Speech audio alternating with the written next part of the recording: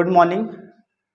आप सभी को बहुत ही ज़्यादा दुख हो रहा है बताते हुए कि जो उड़ीसा में जो ये ट्रेन हादसा हुआ ये बहुत ही निंदनीय था, बहुत ही ज़्यादा दुखदाई था। वो ट्रेन हादसा क्यों हुआ उड़ीसा में और किस वजह से इतना बड़ा हादसा हो गया? क्या ये हादसा बचा जा सकता था? इसका कुछ तरीका था क्या? और क्यों ये इतना बड़ा हादसा हो गया और तीन तीन ट्रेन कैसे एक दूसरे से लड़ गई, कैसे टकरा गई? आज इस वीडियो में हम पूरा समझने वाले हैं। ट्रेन कब कहां से कितने बजे निकली थी और वो क्यों अपनी लाइन को चेंज कर ली और क्यों ट्रेनें एक नहीं दो दो तीन तीन ट्रेनें आपस में टकरा गई। इतना बड़ा हादसा हो गया और इसमें कितने लोगों की जान गई, क्या कोई उपाय था इससे बचने के लिए? आज इस वीडियो में समझने वाले हैं, तो आप बने रहें इस वीडियो में लास्ट तक। अभी ये समझते हैं कि जो इतना बड़ा उड़ीसा में हादसा हो गया ना वो बहुत ही दुखदाई है, लेकिन ये हादसा हुआ कैसे इसको हम समझते हैं। देखो, शुक्रवार को फ्राइडे को ना 2 जून 2023 को करीब कितने बजे? करीब 7 बजे यह हादसा हुआ। ठीक है, कितने बजे हुआ था? 7 बजे। कब हुआ था? शुक्रवार को। देखो हादसे में कैसे हुआ था। उड़ीसा के करीब एक जगह है जिसका नाम है बालासोर। उड़ीसा के करीब एक जगह है जिसका नाम है बालासोर और वहां पर बहानागा नाम का एक बाजार है। बहानागा नाम का एक बाजार है और वो बाजार के नाम से मशहूर है। वहीं पर एक रेलवे स्टेशन। कहां पर?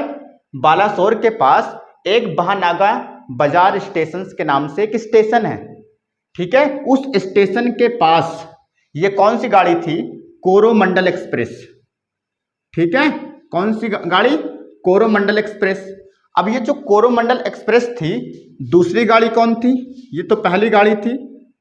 दूसरी गाड़ी यशवंतपुरा हावड़ा एक्सप्रेस थी। तीसरी गाड़ी मालगाड़ी थी। इन तीनों गाड़ी का आपस में टक्कर हुआ है। ठीक है, और कहां पर हुआ था?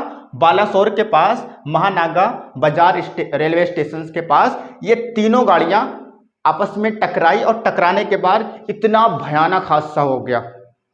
ठीक है, अभी क्यों हुआ आगे हम समझते हैं। देखो, मालगाड़ी थी और ये दोनों पैसेंजर गाड़ी थी। ठीक है, जब पैसेंजर गाड़ी मालगाड़ी से टकराई या अब पैसेंजर गाड़ी थी वो टकराई तो नुकसान तो होना ही होना है। ठीक है, तो काफी लोगों की जान गई। लगभग 200 से ज्यादा लोगों की मौत हो गई, जान चली गई। कितने?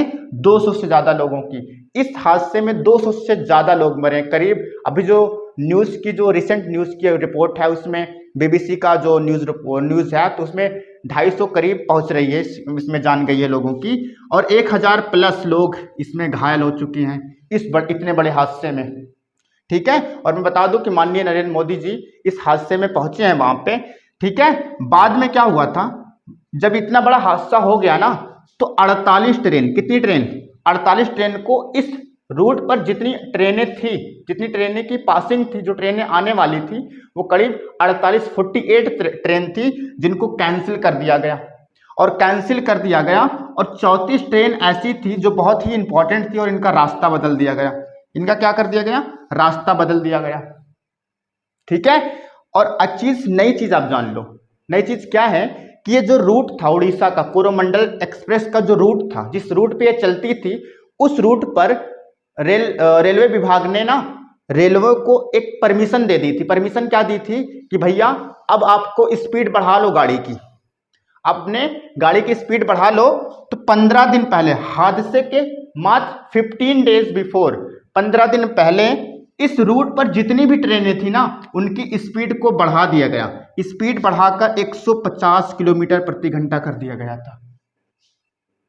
ठीक है, अब आप समझो इतना बड़ा हादसा हो गया, तो इसमें सिर्फ 15 दिन पहले इसकी स्पीड बढ़ाई गई थी। इस रूट पर जितनी भी ट्रेनें चलेंगी वो 150 किलोमीटर प्रति घंटा की रफ्तार से चलेंगी। ये परमिशन रेलवे सरकार या रेलवे विभाग ने दे रखी थी। ठीक है, अब आगे समझो इसमें कैसे हुआ इतना बड़ा हादसा। ये कोरोमंडल जो ट्रेन थी कहां से चली? देखो, शुक्रवार करीब 2 बजे, कितने बजे? शुक्रवार करीब 2 बजे हावड़ा के पास एक जगह है जिसका नाम है शालीमार, और शालीमार स्टेशन से ट्रेन कौन थी? 12/848। 12/848 इस ट्रेन का नाम है कोरोमंडल एक्सप्रेस। कोरोमंडल एक्सप्रेस शुक्रवार को हावड़ा के पास शालीमार स्टेशन से ना एकदम राइट समय से निकली थी, एकदम सही समय से वहां से निकली। कहां से? शालीमार रेलवे स्टेशन से कोरोमंडल एक्सप्रेस वहां से निकली। हादसा कैसे हुआ इसमें समझते हैं, ठीक है। अपने कितने राइट समय पे। और कोरोमंडल एक्सप्रेस के पास 23 डिब्बे थे, ठीक है। इसके पास कितने? 23 डिब्बे थे। 23 डिब्बों के साथ ये अपने राइट समय से शालीमार रेलवे स्टेशन से हावड़ा के पास शालीमार रेलवे स्टेशन से करीब 2 बजे निकली। कितने बजे? 2 बजे निकली राइट समय से। अब क्या हुआ था, इसको कहां जाना था? कोरोमंडल एक्सप्रेस ये बालासोर जाती, बालासोर से कटक जाती, कटक से भुवनेश्वर जाती, भुवनेश्वर से विशाखापट्टनम जाती और विशाखापट्टनम से होते हुए चेन्नई तक इसका लास्ट स्टेशन था। ये कोरोमंडल एक्सप्रेस को बालासोर से, कटक से, भुवनेश्वर से, विशाखापट्टनम से और चेन्नई से होते हुए जाना था इसे, मतलब चेन्नई इसका लास्ट स्टॉप था।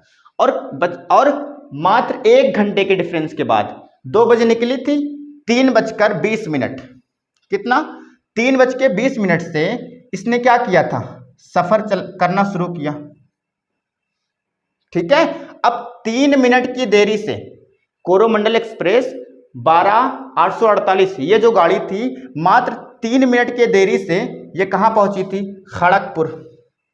खड़गपुर रेलवे स्टेशन पहुंची, ठीक है। कितने मिनट की देरी से मुन्ना? 3 मिनट की देरी से। और शाम 5 बजे, 3 घंटा इधर, 3 2 5, 2 घंटे की देरी से, ठीक है। अब वहां से खड़गपुर से चलना शुरू की, मतलब यहां से चलना शुरू की। कितने बजे? शाम 5 बजे, मतलब डिले हो गई थी गाड़ी, ठीक है। अब करीब 2 घंटे बाद 7 बजे, देखो इसे कहां जाना था? बालासोर। तो ये बालासोर कितने बजे पहुंची थी? बालासोर की तरफ ये बढ़ रही थी, धीरे धीरे धीरे धीरे बढ़ रही थी और बिना रुके इसे आगे निकल जाना था। तो ये इस प्रकार ये कोरोमंडल एक्सप्रेस आगे बढ़ रही थी। अब आगे समझते हैं इस बात को। तो आपने ये समझा कि यहाँ पर 7 बजे बालासोर की तरफ से बढ़ रही थी और बिना रुके बालासोर से बिना रुके इसे और आगे निकल जाना था। लेकिन क्या हुआ कि ये बालासोर की जगह से, रूट से, ये अपने रूट से भटक गई। अभी देखो यहाँ पे कोरोमंडल जो एक्सप्रेस थी बालासोर से बिना रुके आगे जाना था, ठीक है। लेकिन ये अपने मेन रूट पे, मतलब कोरोमंडल एक्सप्रेस अपने मेन रूट पर जिसपे इसको जाना था उस रूट को छोड़ दिया। उस रूट को छोड़कर ये कहां पे चली गई? दूसरे रूट पर चली गई। इससे बिना रुके आगे जाना था, लेकिन अपने ये मेन रूट को क्या कर दी? लाइन को छोड़ दी और दूसरे रूट पे चली गई।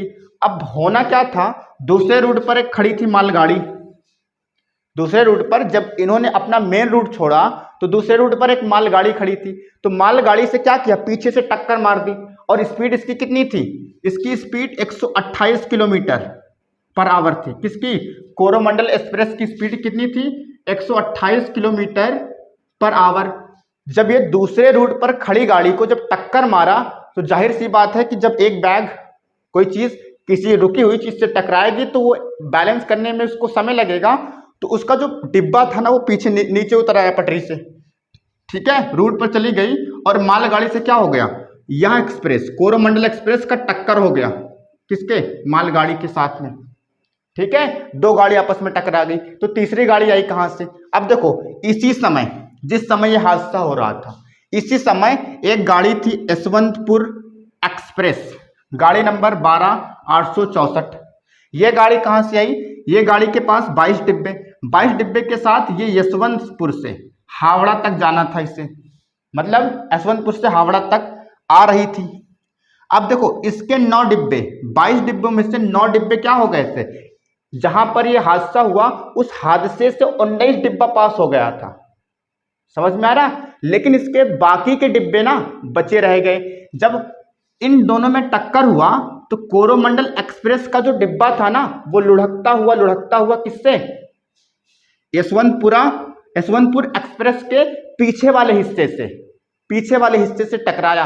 अब जब कोरोमंडल एक्सप्रेस का लुढ़कता हुआ उसका जो बोगी था, उसका जो डिब्बा था, यशवंतपुर हावड़ा एक्सप्रेस से जब टकराया तो उसमें भी इनबैलेंस होना शुरू हुआ, क्योंकि इसकी भी स्पीड कितनी थी, 125 किलोमीटर पर घंटा। जब उससे टकराया 19 डिब्बे हादसे वाली जगह से तो पास हो गए थे, लेकिन तभी कोरोमंडल एक्सप्रेस का हादसा हुआ था।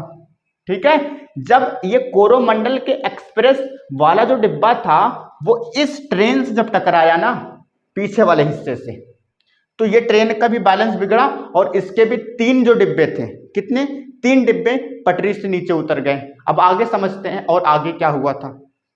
अभी ये समझो, जब इतना बड़ा हादसा हुआ, जब इसकी कोरोमंडल एक्सप्रेस का जो डिब्बा था वो जब लुढ़कता हुआ यशवंतपुर एक्सप्रेस के डिब्बे से पिछले वाले भाग से टकराया ना, देखो यशवंतपुर एक्सप्रेस के पिछले वाले हिस्से से, किससे, पिछले वाले हिस्से से कोरोमंडल एक्सप्रेस का क्या डिब्बा जब टकराया तो इसके यशवंतपुर एक्सप्रेस के 3 डिब्बे ना पटरी से नीचे